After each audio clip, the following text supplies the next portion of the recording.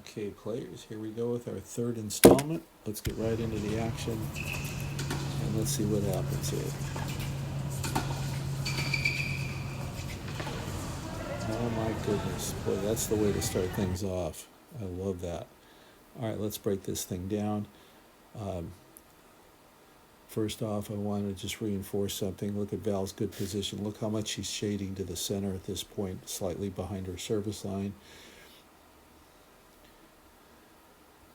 And then watch the movement of the ball's going to dot, and watch what the other three players are doing. Look at this movement. That is fantastic. We are now moving like all-stars on the court. Cindy has shaded more to the center. Okay, and is that middle covered as Cindy's playing this ball from below the net?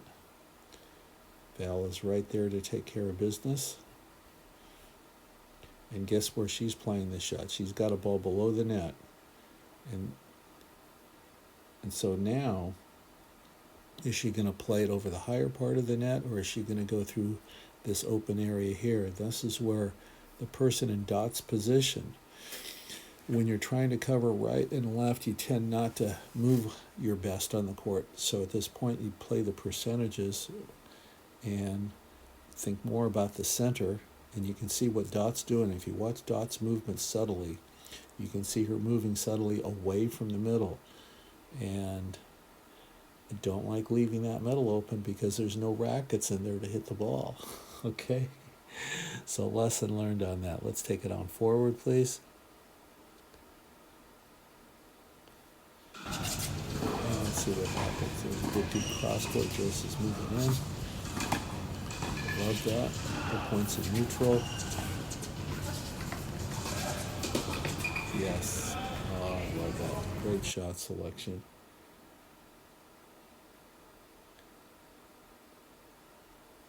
Okay, you can see right now the points in neutral. And then Val decides to change things up. She goes short. She uses that as her attacking shot, and she's moving in. The only issue with this right now is we have a fair bit of space, and this is where, again, with Val, if we look where Val is, she's pretty much on her sideline, and when you're in the position that Joyce is in right now, is to understand that your partner's pretty wide, and again, just scoot yourself a little bit more into the center because more balls tend to go back through there. And you can see how Joyce, if you look at Joyce's movement here on this shot, she's actually moving out to her alley side. Look how her feet are moving, and she's moving away from the center. So the ball's played back into the center, back behind her, and it doesn't work out for her. So, let's move on to the next point, if you would.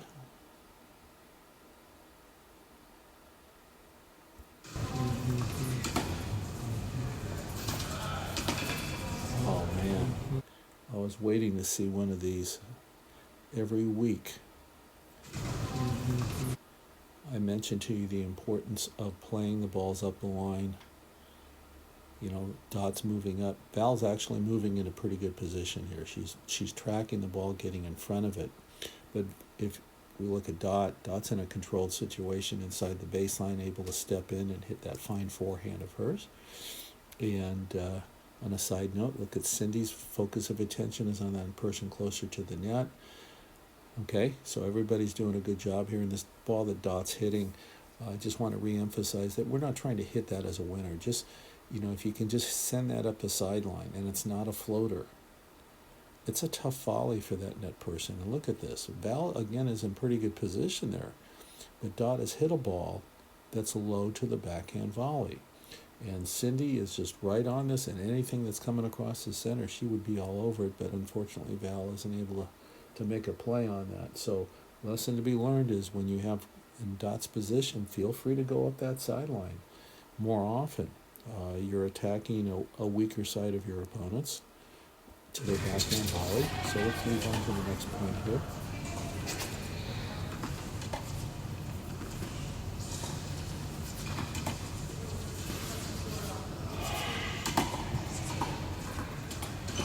Okay, so let's back it up a little bit here. This is a good point. A lot of things going on during this point. Okay, the point's pretty neutral here. We're going across court. The net people are keeping their focus on each other, and this is good. First good thing, the ball's been pushed out wide. Val's done a really good thing of taking Dot out of the court. And second good thing, we see Cindy has made the proper adjustment. Again, keeping her focus on that person closest to the net. And the ball comes back across the middle.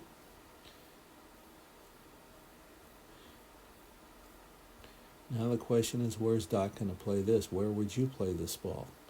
Well, I see the middle being open, but I think she goes back more towards Val on this. Okay. Now, here's something to consider when you're in Val's position, when you're in the backcourt, is when do I take it up the line? And because with your partner over here, we do have this big space here. So there's a little risk and reward going on here, where if this isn't played well, and you can see what's happened, and she took it out of the air, I'm all for that. It's just that if that ball gets up above the net, sitting to someone's stronger volley, you can see what Cindy's looking at is, boy, if I can just place that ball through the center, I've got things going, and sure enough, there it is. So, when you're Val's position, hey, I like seeing you guys taking the balls out of the air in front of the baseline. I like that a lot more than backing up behind the baseline, letting the ball bounce.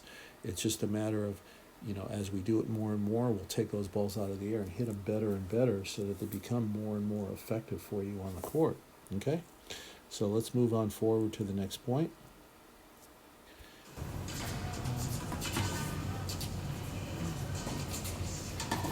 Ooh, wow, that was a sneaky move. Okay, so here it is. And at this point, I'd like you to look at this thing. This is why when you're in Cindy's position, if you can take that quick glance over there, and you can see Dot's in the middle of her alley. So what does that mean as far as positioning? You can see that Cindy is more, in her service box, she's shading more to her alley in the center. But if her partner's pulled out to the alley side, where would you want to be? I would want to be more in this area here. Joyce sneaks in there. Does Cindy see it coming? She does, but a little bit late, and doesn't quite, have the time to deal with that shot. So, again, just if you take your focus off that net person, even for a split second, especially when you have someone that loves to poach as much as Joyce, and you've heard this before, just be more mindful of that person and adjust your positioning accordingly so you have some time to react to it. So let's move on to the next point here. Okay. Ooh, man. So this is where our aggressiveness, and Joyce, you know this because we talked about this on the court, so hold on a second here. Let's back this up. When you're that net person and you love to poach, you have to have a good starting position. And again, if you look in the box, she's to the alley side of her service box. She's too far away from the center. And so when she goes for this ball, she's going for it right here. But this is just a little bit out of her reach. And again, a better starting position. I think you could have done more with this ball, but at this point, you were bound and determined to get to this ball. The problem is, Val could see that ball was out of your reach, and in most cases, nobody's going to get to that. And Val wants to get to the ball, and so she's committed to that. But the problem is now you're both on one side of the court, and there's not much you can do off of this. And obviously, Cindy does the right thing. She takes the ball out of the air, and Val just has no chance really to get over there. So, lesson to be learned on that one is that your starting position at the net needs to be a little bit more to the middle of the service box so you can get your racket on more balls. So let's go ahead and finish up. I think we have one more point here. And Whoops, sorry. Let's see what happens here. Perfect, love that. All right, let's back this up a second. Okay, number one starting position. Just again, start more in the center of the box. If the serve goes wide, you can certainly move. But right now, whenever you have an inkling to poach, make sure you're minimally at least middle in the service box so that you have the time to get to those balls coming across the center. So here we go. And I like it where, Joyce, who does a lot of poaching, you can see how Dot is honoring that and is behind her service line, shading to the center. And that's something you have to do for all aggressive net people across. Now, ball's played back to Val. Okay.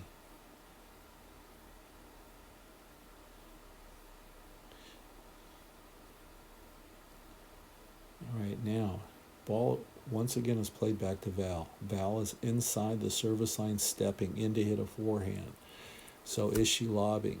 Most likely not. And if we look at Dot, two things. One, she's a little far back, and with the ball being over here more to the sidelines, I would suggest to Dot to move up a little bit and more to her left, because what Val is looking at is Val is looking at this area, just a huge area over there.